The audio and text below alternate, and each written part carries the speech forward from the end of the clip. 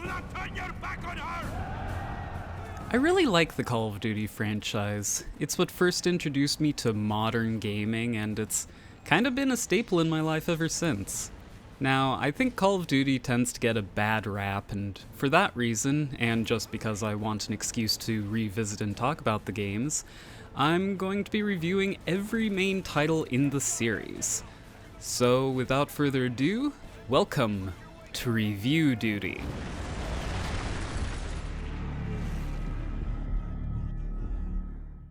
Today we're starting with the first Call of Duty, which just so happened to be the first one I ever played. Released in 2003, the same year as the original Halo's PC port, Call of Duty is a lot different than you might expect. For starters, this series is very well known for being available on consoles, notoriously so if, like me, you're a PC player. But this first entry would remain a PC exclusive until 2009, a full 6 years after its original release. More than that, basic mechanics that any fan of the franchise would identify as being core aspects of the series are not present. Likely most striking is the lack of auto-regenerating health. Now, auto-regenerating health I feel is far too maligned a game mechanic. Though I find things poking fun at it can often be quite humorous, I do feel it's a completely valid way to handle health in a game, and it can avoid issues with level design. Now, thankfully, at least at the difficulty I was playing on, the traditional health pickup system typically worked out just fine here. I think the biggest thing that I personally find jarring about this first entry, though, is that it lacks the ability to sprint. Now, in my opinion, pretty much every first-person shooter should have a sprint button. It's just very immersion-breaking when you have to, say, advance through cover and your only option is to leisurely stroll across the battlefield. Oh yeah, no, take your time. It's not like we're under active fire or anything. Before outlining the campaign, I do want to quick touch upon the tone of this game. See, unlike modern entries in the franchise, this one has a much more academic tone, I'd say. It's hard to describe exactly what I mean, but you really see it in how it conveys what little story it has between levels. Either you're given a slideshow as if you're in a mission briefing, which are all completely forgettable and boring, or you're given something like a journal entry, which I refuse to read simply because this is an action game and it's given me no reason to believe it'd be worth the effort. As far as I can tell, this was a problem with pretty much all war shooters of the time, and honestly by that metric I'd say Call of Duty is a bit better than normal. But going back to it nowadays, I don't feel it holds up that well, at least not as someone who prefers narrative-based games. So, finally getting to the campaign, we start with the US. After a rather dry boot camp tutorial level, you're greeted with a fairly impressive opening mission. Storming a German town at night, fires amidst destroyed buildings beautifully contrasting the dark blue sky. The visuals are surprisingly compelling for an id Tech 3 based game. Unfortunately, my experience was a bit marred by some rather obtrusive glitches I didn't realize at the time were due to me running this on a multi-core CPU.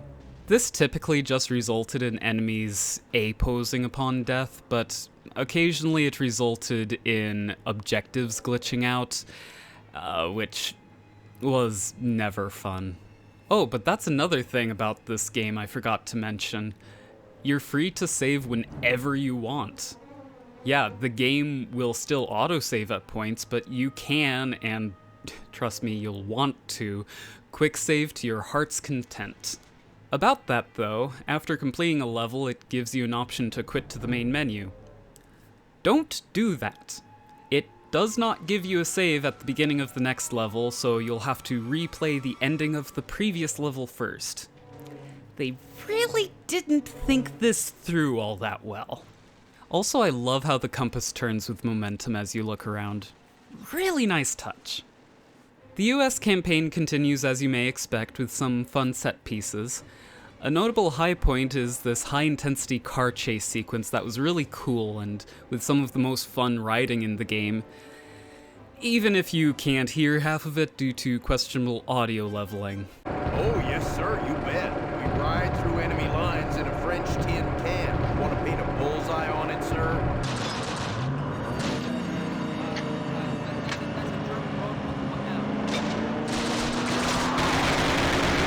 Move it, move! I can't believe I...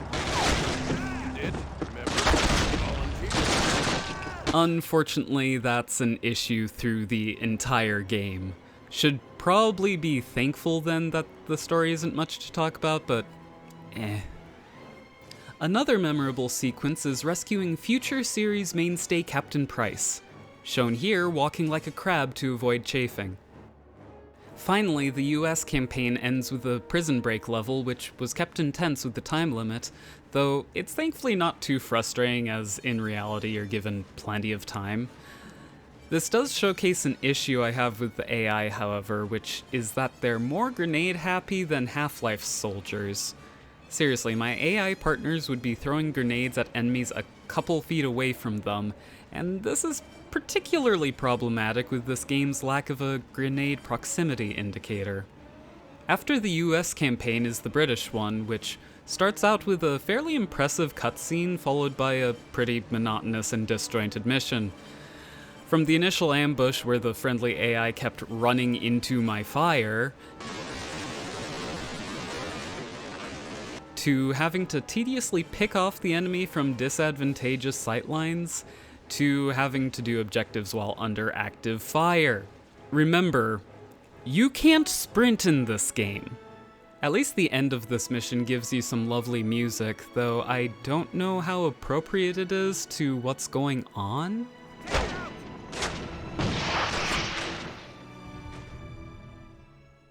Now, once you're done with the first two levels, you're greeted with what's probably the highlight of the British campaign, the dam level.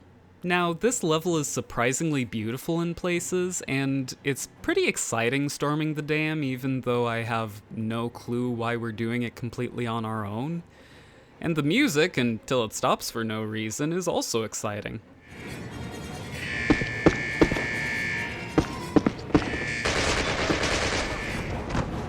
Even escaping the dam is great, with another car chase, which, if I didn't say it before, I find really impressive for the time, especially for the id Tech 3 engine this game is based on. It's just too bad that this section had to end on such a low point. See, you're supposed to get on a flak cannon in order to shoot down bomber planes before they can, you know, bomb you, but the game does not communicate this to you very well, making it very easy to not realize until it's too late.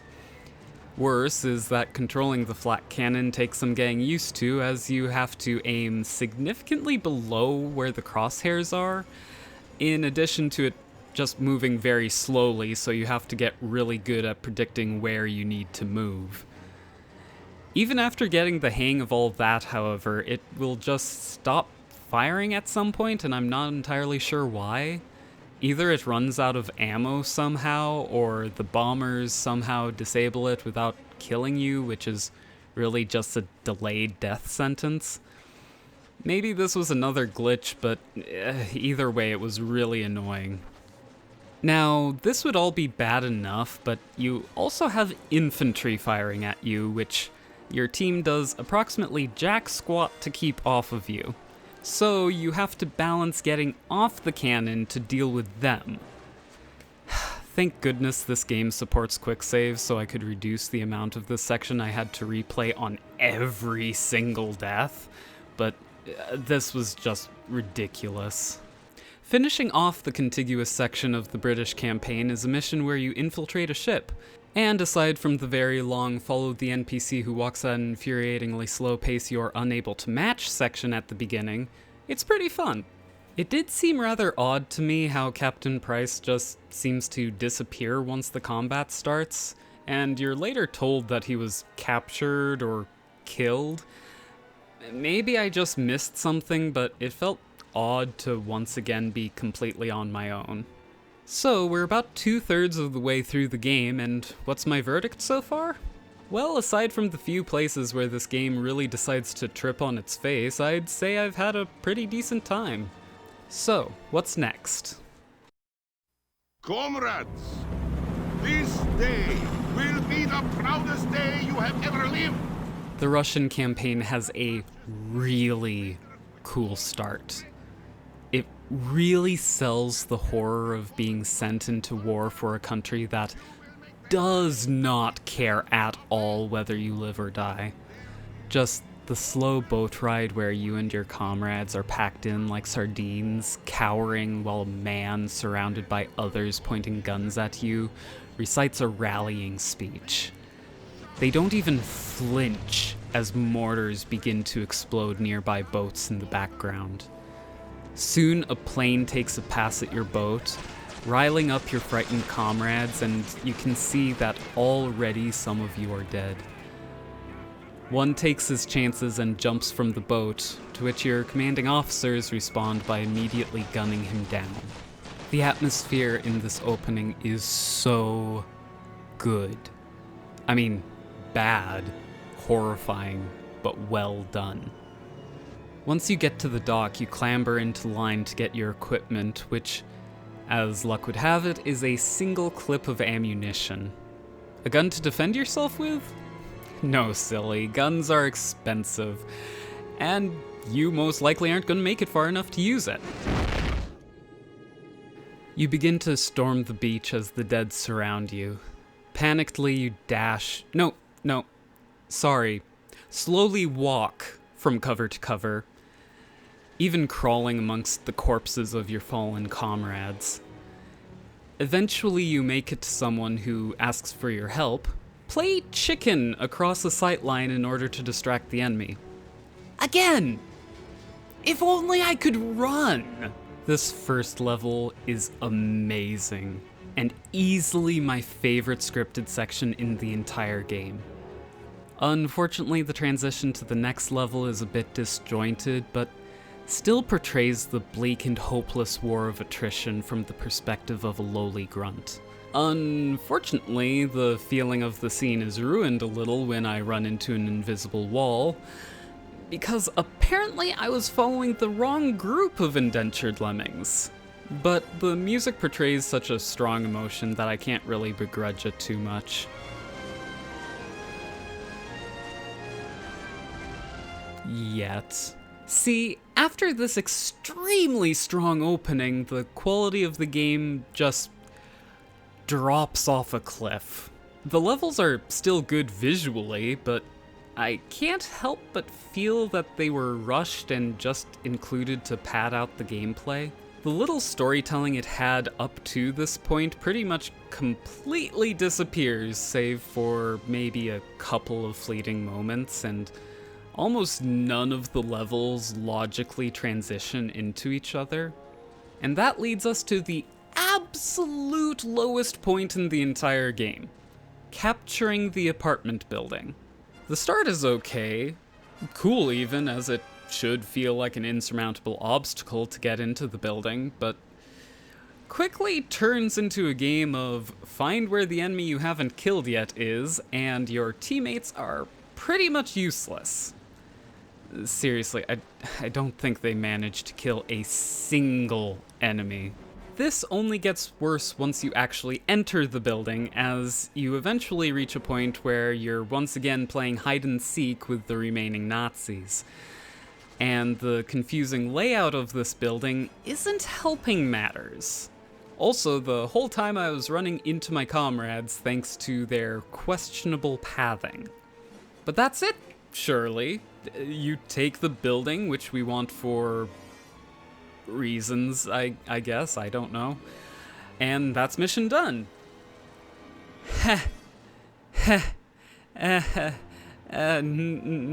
No. I'm afraid the pain has only just begun, as now we have the holdout section. Sergeant Pavlov tells you that they'll handle the troops while you take care of the incoming tanks. Sergeant Pavlov is a liar. To be fair, they are technically firing at the enemies as they come up the stairs, and may even get the odd kill, but it's nowhere near enough to make it so that I can focus on the tanks. Thankfully, the Nazis are once again going for the one-at-a-time approach to sending in their tanks. How considerate of them. Anyway, this quickly goes from annoying to infuriating to absolutely asinine. The last minute or so of waiting for reinforcements involves hiding in a corner, trying to pick off the seemingly never-ending enemies who are completely unperturbed at the literal carpet of their fallen allies, all while trying desperately to take as little damage as possible. Remember, you don't have regenerating health in this game. I should also mention that although I don't remember the exact difficulty I was playing on at this point, I would have been playing on either easy or normal.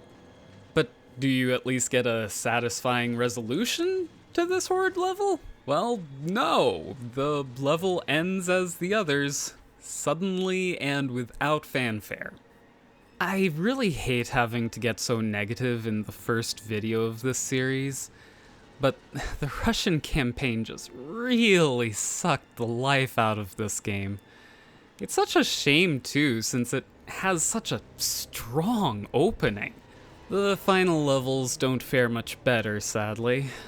First off is the conclusion to the US campaign, and it's inoffensive.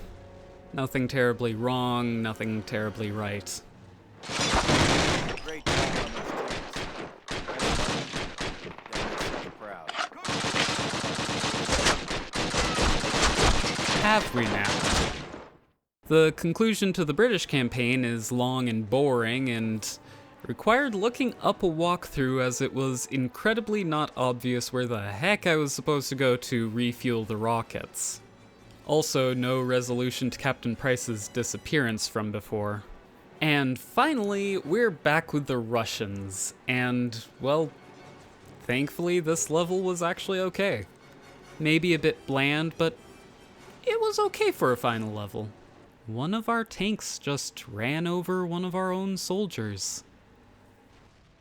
Aside from playing the main menu music I'm really not a fan of, the very ending does feel good. The ending cutscene also, unlike I think every other video cutscene in the game, is alright. And finally, there's the credits, which have a very cool sort of diorama depiction of the game, I guess you could say. All in all, I'd say this is a fascinating game to go back to. I can't really recommend it unconditionally if you're a fan of the series, though. If you really want to experience where it all started, then by all means, but do keep your expectations in check. Before leaving, I also want to briefly mention the expansion pack United Offensive. As nice as it would be to review it in its entirety, I've never been able to bring myself to finish it. But there are a couple interesting things I want to point out.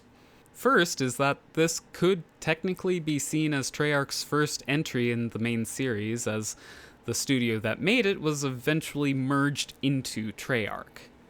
Secondly, you can sprint! It's the wimpiest sprint I think I've ever seen in a game, but hey, I'll take it.